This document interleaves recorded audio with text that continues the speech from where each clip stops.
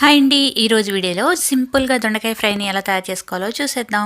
ముందుగా stove on చేసి ఒక కళాయి పెట్టుకోండి. కళాయిలోకి ఒక 2-3 టేబుల్ స్పూన్ల ఆయిల్ వేసుకొని, ఆయిల్ వేడాక ఆవాలు, జీలకర్ర, అలాగే పచ్చెనపప్పు, అలాగే మినపప్పు 1 టీ స్పూన్ వేసుకొని, ఆ తర్వాత ఒక ఎండుమిర్చి, కరివేపాకు, అలాగే ఒక 2-3 ఉల్లిపాయలను కట్ చేసి వేసుకోండి. అలాగే వెల్లుల్లి కూడా దంచి వేసుకోండి, ఒక 5-6. చక్కగా ఫ్రై చేసుకున్నాక దొండకాయ ముక్కల్ని ఇలా కట్ చేసి వేసుకోండి. దొండకాయ ముక్కలు లో ఫ్లేమ్లో పెట్టుకొని చక్కగా మగ్గించుకోవాలి.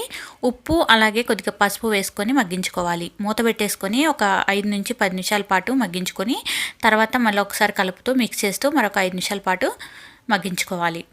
ఇలా మధ్య మధ్యలో మిక్స్ చేస్తూ మగ్గించుకోవాలి, లేదంటే అడుగంటుతుంది.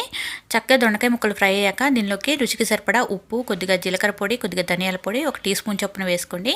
కారం అనేది మీ టేస్ట్కి తగ్గట్లుగా చూసి యాడ్ చేసుకోండి. అన్నీ వేసేసుకున్న తర్వాత ఫైనల్గా కొత్తిమీర వేసేసుకొని కలుపుకొని స్టవ్ ఆఫ్ చేయండి. చాలా టేస్టీగా ఉంటుంది. తప్పకుండా ట్రై చేయండి. Thank you for watching.